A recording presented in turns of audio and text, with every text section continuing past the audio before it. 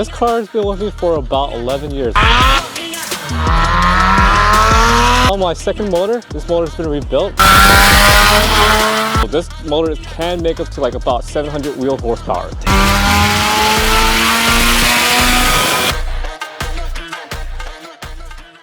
What's going on, guys? Welcome back to another street scenes video, and tonight we are featuring another street scene car. This car has an insane story. It's been garage kept for years, man. For I would say for almost 10 years, I would say, or maybe even more. It's one of my good friends, Jason. So let's go ahead and get into it. Hey, what's Jason, good? Thank you so much once again, man. No problem, Thank man. you so much for coming out tonight. I know we've been planning this for months, right? Yes. And you did tell me that you have an insane story about this. I'm stoked to talk about your build right here, man. So, let's go ahead and get into it. Introduce yourself first and tell us what you have here and what have you done to it. All right, my name is Jason. I'm from San Francisco. I own a 93 Mazda RX-7. This car has been with me for about 11 years. I got this back in 2014 before all the price went up and whatnot. I'm on my second motor. This motor's been rebuilt by my boy from Garage Life. It has a street port on it.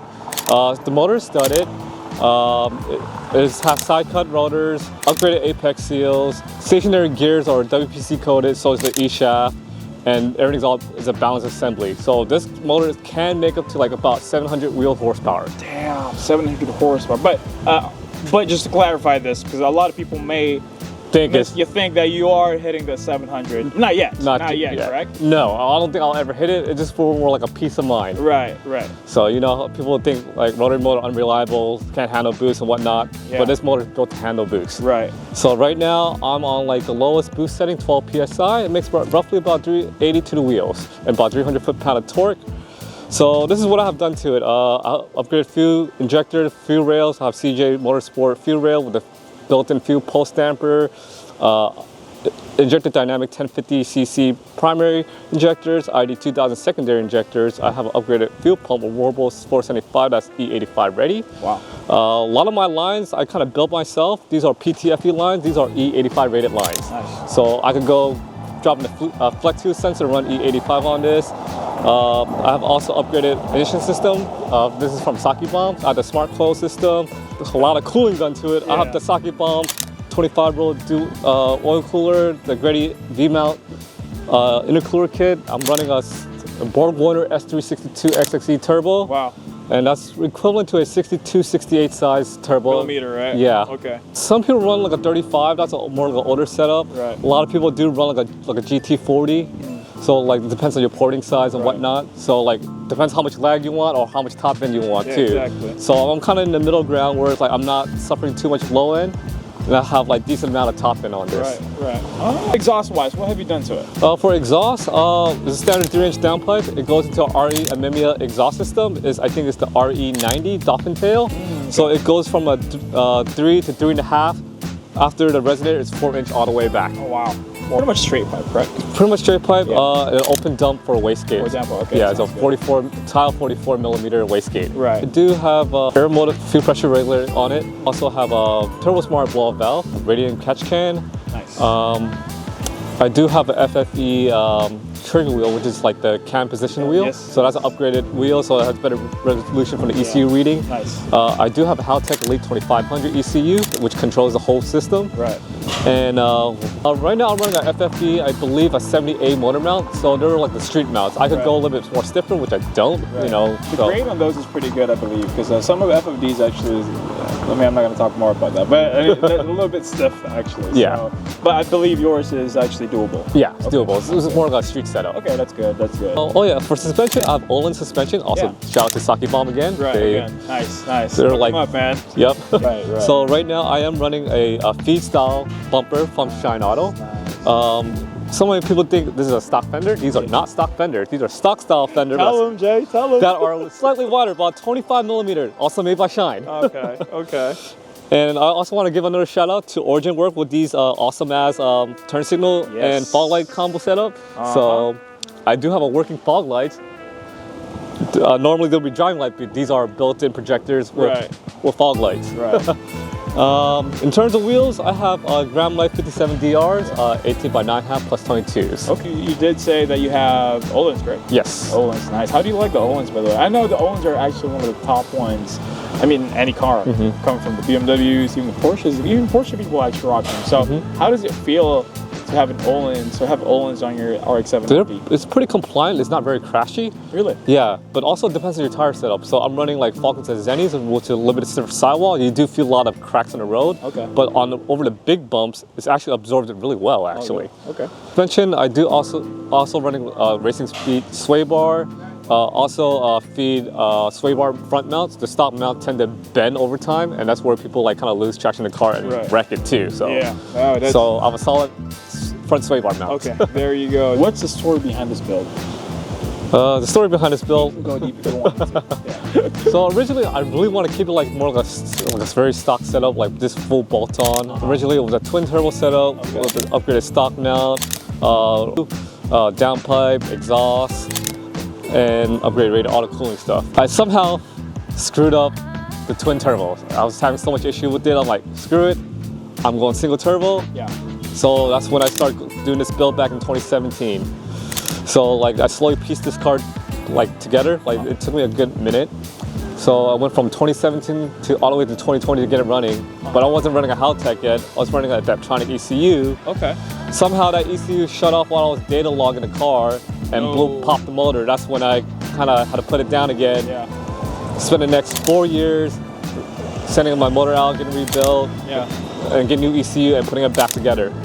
So I finally got a tune and it's running. That was sweat and tears on this. I bet, man. But I'm pretty sure it's all worth it, right? Yeah. What was the difference between single turbo and this twin turbo right here? It's just the power delivery. The twin turbo, you get a little bit low in response, but the top end, you don't get much and it sounds like a lot quieter and it feels more tame. Versus a big single turbo, you feel that torque push, you're like, oh. Yeah, that's the difference between that. Because I mean, wow, that's awesome, man. So actually, I wanted to ask you this too. Was there a time or was there like any moment where you were like, you know what, I'm done with this car, I give up? Was there any moment like that you felt that way? There was a lot of times where I couldn't figure out like piecing like certain parts together. I couldn't find someone to weld certain pipes. Or the car was so stripped out, I'm like, what the fuck am I doing? So it's all question marks now, right? Yeah, it's like I keep constantly going back and forth. Will this be worth it? Will this be worth it?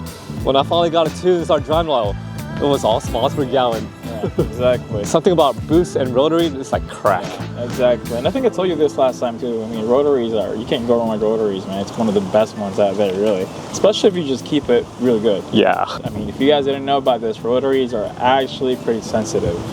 As a rotary owner, you would agree with that, right? Yes, pretty sensitive. As in, like, it can be reliable. Yeah. But if you don't know what you're doing, it can be very temperamental. Yes. Or if you just put too much boost, wrong timing, not enough fuel, motor pops. Motor definitely can do it. Or the ECU shut off on you. Yes, like that has happened to a lot of RX-7 FD owners, and not just you. I've heard numerous times about that, maybe like 4 times already. So when you said that, I'm like, okay, I'm not surprised that actually happened to you. Not for interior-wise, since we talked about the exterior and then engine bay and the performance. So what do we have here interior-wise? Interior-wise, not quite done yet. Like right now, the back is kind of stripped out.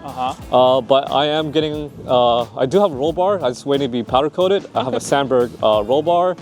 I do have a Recaro RSG bucket seat. Yeah. I do have a Nardi suede steering wheel that's non-deep corn and a works bell quick release. And I also have a double dent head unit with Apple CarPlay. Nice. The Apple CarPlay is always a must nowadays. Yes. 2025, man. I do also want to mention this car do have AC. I just need to charge it up.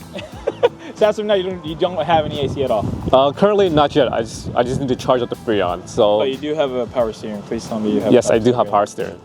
All right, Jay, so thank you once again for sharing this problem. insane and lovely build, man. You did a lot of great things about this. We normally have questions and answers for guests, right? So first question here, man.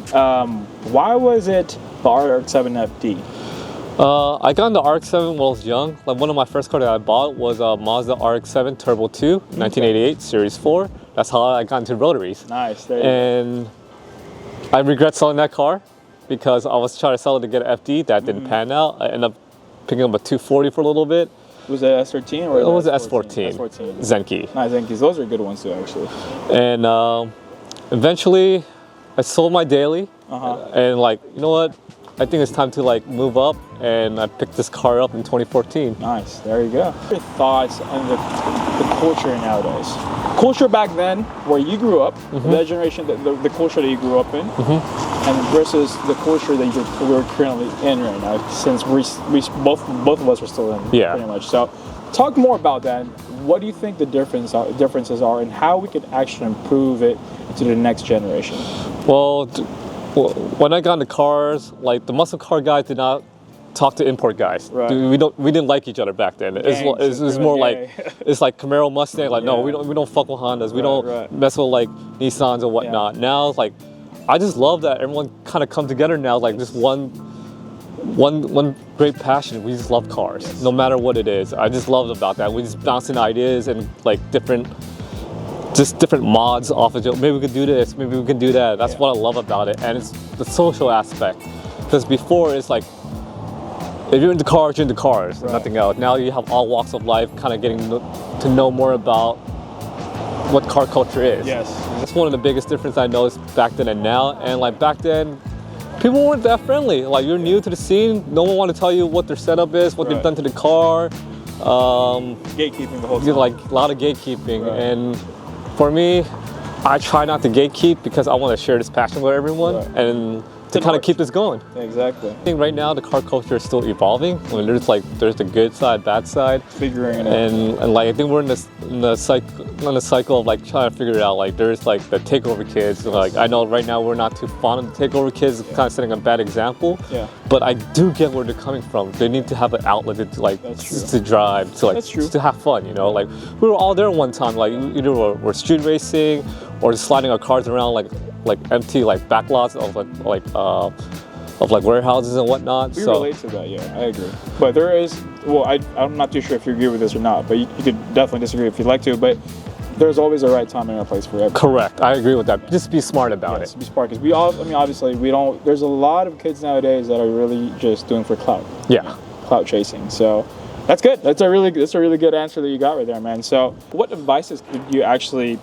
share to the audience, our audience that wants to get into the car, into our car scene, right? To this new car community or this car culture that we're into, when it wants to build something, maybe something like this, maybe there's something RX-7 FD, right? So what advices could you actually give?